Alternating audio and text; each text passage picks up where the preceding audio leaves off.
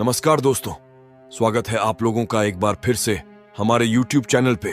और आज मैं आप लोगों को एक ऐसी कहानी सुनाने वाला हूं जिसे सुनकर आपके भी रोंगटे खड़े हो जाएंगे। तो चलिए बिना देर किए कहानी को शुरू करते हैं। गांव का जो माहौल होता है, एक दूसरे से बड़े जुड़े हुए होते हैं वो।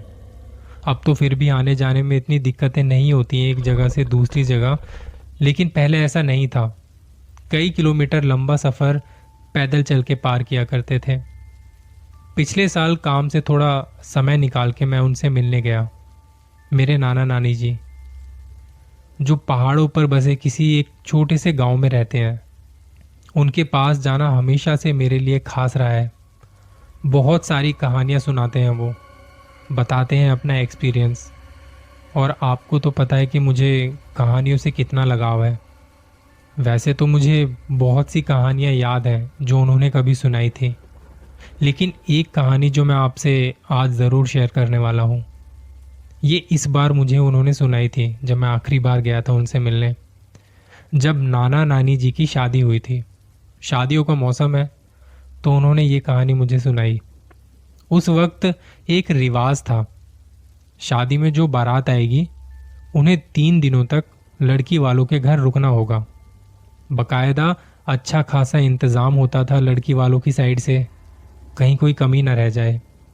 बाराती अपने साथ कपड़े बांध के ले जाते थे कि 3 दिनों का बढ़िया ट्रिप मार के आएंगे।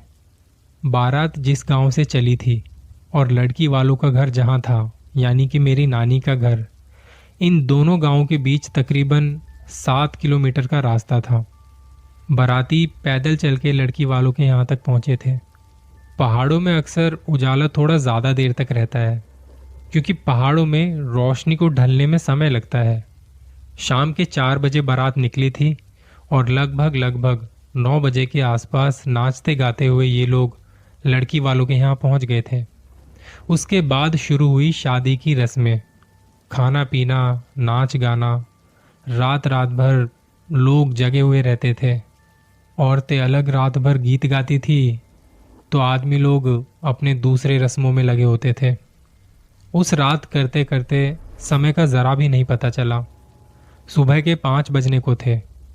अब अगले कुछ दिन ऐसे ही चलने वाले थे, पर शायद नियति को कुछ और मंजूर था।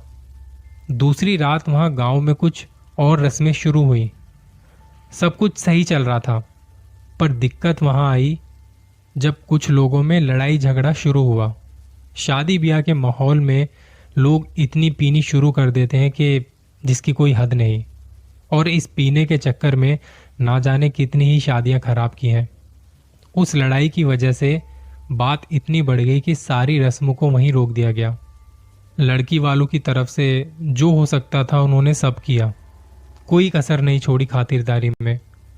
माहौल जब थोड़ा शांत हुआ और रात के 3 बजे के आसपास जब सब सो रहे थे, तो उन्हें कुछ आवाज़ें आती हैं। आप लोग जानते होंगे गाँव में लोग बाहर सोना ज़्यादा पसंद करते हैं, और ये बात कई साल पुरानी है, जब तो घर भी खुले खुले होते थे, बड़े बड़े कमरे, आंगन में खाट बिछाई और सो गए। अब यहाँ मैं बताना चाहूँगा कि जब बात पहाड़ी गाँवों की आती है ना, तो वहाँ घर के बाहर सोना मतलब खतरे को दावत देना। अलग अलग तरह के जानवर वहाँ होते हैं, और सबसे ज़्यादा तो बाघ का खतरा होता है। वहाँ पे लगातार ये खतरा बना रहता है, और उसे अगर ऐसे में कोई दिख जाए तो उसे अपना शिकार बना लेता है, फिर चाहे वो इंसान हो या कोई जानवर। गांव में ये बात फैली हुई थी कि सब अपने साथ कोई ना कोई हथियार लेके सोएंगे, ताकि खुद का बचाव कर सकें अगर कुछ ऐसा हुआ तो। रात के सन्नाटे में कोई भी आहट ऐसे में आपको डरा देती है। वहाँ कुछ आवाज़ें आ रही थी, मानो कोई है जो दबे कदमों से तुम्हारी तरफ आ रहा है। अंधेरा इतना ज़्यादा था कि हाथ को हाथ नज़र ना आए। थोड़ी बहुत आग का इंतज़ाम भी किया हुआ था, जिसकी वजह से थोड़ी रोशनी हो रही थी। भले ही इतना ज़्यादा आप देख नहीं सकते थे, पर कुछ ना से तो कुछ बेहतर। इस बीच किन्हीं 2 लोगों की आंख खुली और उन्हें जाना था पीछे खेतों में हल्का होने के लिए। जब वो दोनों पीछे खेत की तरफ जा रहे थे, तो उन्हें खेतों की तरफ कोई चमकती हुई चीज़ नजर आई। दोनों ने उस पर ज्यादा ध्यान ना देते हुए खुद को हल्का करना शुरू किया। दोनों आपस में बातें कर रहे थे। तूने देखा वो क्या चमक रहा है? हाँ देखा मैंने भी, पर ये क्या कुछ समझ नहीं आ रहा। इतनी रात में क्या हो सकता है? चल चल के देख के आते हैं। दूसरे ने कहा चल चलते हैं। दोनों बात करते हुए उस चमकती हुई चीज की तरफ आगे बढ़ रहे थे और जैसे जैसे उस चमकती चीज की तरफ जा रहे थे उसकी रोशनी कम होती जा रही थी। एक वक्त बाद वहां कुछ नजर नहीं आ रहा था। भाई साहब, अभी तो यहां वो चीज चमक रही थी, कहाँ गई वो? इतना कहते ही उनके ऊपर किसी ने हमला कर दिया। आगे आगे जो चल रहा था वो छटपटा रहा था, चिल्ला रहा था। पीछे वाला उसे देखकर वापस भागा। वो चिल्लाता हुआ जा रहा था और गांव वालों को बुलाना चाह रहा था। तभी उसके ऊपर भी किसी ने हमला कर दिया और एक भयानक आवाज के साथ सब शांत हो गया। अगली सुबह जब कुछ लोग खेतों की तरफ फ्रेश होने के लिए गए तो उन्हें कुछ खून से लथपथ कपड़े नजर आए। जगह जगह बिखरे पड़े थे। ये बात वहां आग की तरह फैली। बाकी कुछ लोग और भी आए। तब छानबीन शुरू हुई। किसके साथ ये हुआ है? कौन था जो मारा गया? गांव वालों को लग रहा था कि कोई किसी बाघ का शिकार हुआ है जो यहाँ आया था और बेमौत मारा गया। यहाँ गांव में 2 बाबा जी बड़े मशहूर थे। जब उनके पास ये बात पहुंची तो उन्होंने बताया ये किसी बाघ का काम नहीं है। बाघ आया होता तो शरीर के कुछ टुकड़े मिलते जो वो नहीं खाता, पर यह बाघ नहीं है। एक नर पिशाच का काम है जिसे अपनी भूख मिटानी थी। वो इतने में भी शांत नहीं होगा क्योंकि उसके मुंह अब इंसानों का खून लग चुका है। वो निकलेगा रातों को अपने शिकार के लिए एक भेड़िया बनकर, और तुम उसे रोक नहीं पाओगे। उसकी शक्तियों के आगे इंसान बहुत मामूली है। गांव वालों ने कहा तो बाबा जी उसे रोकने का कोई तो तरीका होगा। तरीका है, पर इसमें जान भी जा सकती है। बाबा जी वैसे भी हमें मरना तो है ही, कोशिश करके मरेंगे। किन्हीं 2 लड़कों ने यह बात कही। बाबा जी ने कहा 2 से बात नहीं बनेगी, और लोग चाहिए। जहां ये सब हो रहा था उस गांव में लोग बहुत कम रहते थे, लेकिन जब बारात आई थी तो यहाँ लोगों का जमावड़ा सा लग गया था। सबने आपसी सहमति से बाबा जी को और बाकी गांव वालों को मदद करने का भरोसा दिलाया। शाम ढलते ढलते उन 2 लोगों का भी पता चल चुका था जो उस नर पिशाच के शिकार बने थे। बारातियों में थे वो, लड़के वालों की साइड से। रात 10 बजे के आसपास बाबा जी आए और उन्होंने खेतों के पास एक बरगद के पेड़ के नीचे कुछ पूजा पाठ करनी शुरू की। लोगों को पहले ही समझा दिया था कि उन्हें क्या करना है। पूजा पाठ शुरू होने के ठीक 13 मिनट बाद एक भयानक सी आवाज खेतों की तरफ से आई। उस आवाज को सुनते ही सब चौकन्ने हो गए। लगभग 50 लोग जो 10-10 के झुंड में थे, और जिसे जो भी हथियार मिला वो उसके साथ तैयार था। धीरे धीरे वो आवाज उस बरगद के पेड़ की तरफ आ रही थी। कभी वो आवाज बंद हो जाती, कभी तेज हो जाती। कहने को तो लोग ज्यादा थे, पर ऐसे में हालत तो खराब हो ही जाती है।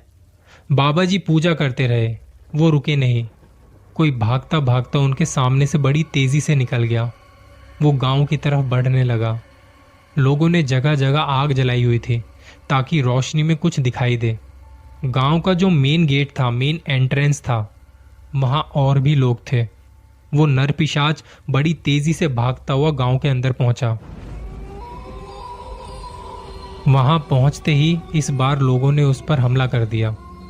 उसके ऊपर एक बड़ा सा जाल फेंका और फिर जिसके पास जो भी हथियार थे उससे मारना शुरू कर दिया। उसके आसपास कुछ लकड़ियां रखी हुई थी, उसे वहीं आग लगा दी। वो बहुत बुरी तरह से चिल्ला रहा था। वो आकार में भी किसी इंसान से बड़ा था।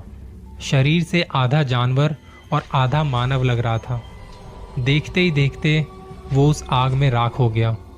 गांव के लोगों ने जब उस नर पिशाच को मौत के घाट उतार दिया तो लगा कि अब सब कुछ सही है, पर यह शांति तूफान से पहले की शांति थी। हालांकि कुछ दिनों तक वहां सब कुछ सही रहा। लोग बेखौफ होकर एक गांव से दूसरे गांव बड़े आराम से जाते थे। लोगों का आस पड़ोस के गांवों में आना जाना बढ़ गया था। सब कुछ हंसी खुशी चल रहा था, पर शायद इस गांव को अब किसी की नजर लग चुकी थी। शादी के बाद मेरी नानी अपनी माँ के घर रहने आई और इस दौरान कुछ खबरें वहां से आने लगी कि रात को घर से मत निकलना, एक शैतान है जो घूम रहा है, जो रात के अंधेरे में शिकार करता है। ये सुन के गांव में दहशत का माहौल था। किसी को कुछ समझ नहीं आ रहा था कि क्या करना है, अब इस नई मुसीबत से कैसे छुटकारा पाया जाए। तब गांव वालों को याद आया उन्हीं दो बाबाओं के बारे में, जिन्होंने पहले भी इस गांव को नर पिशाच की मुसीबत से बचाया था। एक रोज उनके पास यहां आने का न्योता भेजा गया कि आपकी मदद की जरूरत है। दोनों ने अपना सामान बांधा और उसी गांव की तरफ बढ़ चले। रात के अंधेरे में वो गांव पहुंचने को थे, तभी उनमें से एक पर किसी अनजान ताकत ने हमला कर दिया। उन्हें संभलने का मौका तक नहीं मिल पाया और देखते ही देखते वो दोनों उस अनजान ताकत के आगे हार चुके थे। दोनों बहुत बुरी तरह से मारे गए। जब ये बात गांव वालों तक पहुंची तो पूरे गांव में मातम सा छा गया। अब हर रात को गांव से किसी न किसी के गायब होने की खबरें आने लगी। किसी को लगता कि कोई बाघ है जो गांव वालों को अपना शिकार बना रहा है, तो किसी को लगता ये उस नर पिशाच की आत्मा है जो अपना बदला ले रही है उस गांव वालों से। अब तो आलम यह था कि लोग दिन के वक्त भी घरों से बाहर निकलने में डरते थे। लोगों का काम धंधा चौपट हो गया, खेती बाड़ी रुक गई, खाने पीने को अनाज नहीं। ऐसे में वहां रहना बड़ा मुश्किल हो रहा था। ये सिलसिला कई दिनों तक चला और हर दूसरे दिन कोई ना कोई खबर वहां से निकलती थी। गुजरते दिनों के साथ जब ये घटनाएं और बढ़ने लगी तो गांव वालों ने एक दिन पंचायत बुलाई और जहां सबकी आपसी सहमति से उस गांव को रातों रात खाली कर दिया गया। कहते हैं उस गांव पर एक नर पिशाच की आत्मा राज करती है। वहां किसी का घर नहीं बसने देगी वो आत्मा। अभी हाल ही में कुछ लोग वहां से गुजर रहे थे। रात के वक्त उन्हें वहां टेंट लगा के रुकना पड़ा और उस रात भी कुछ ऐसा ही हुआ। 2 लोग अचानक से गायब हो गए। किसी को नहीं पता वो कहाँ गए, उनके साथ क्या हुआ। ये कहानी उन तमाम कहानियों में से एक कहानी है जो मेरे नाना जी ने मुझे सुनाई थी। और जैसा कि मैं हमेशा कहता हूँ, एक दिन सब कुछ खत्म हो जाएगा। आप, मैं, ये हवा, ये पानी, सब कुछ। अगर कुछ बाकी रहेगा तो वो बस कहानियाँ। अपना ख्याल रखिए।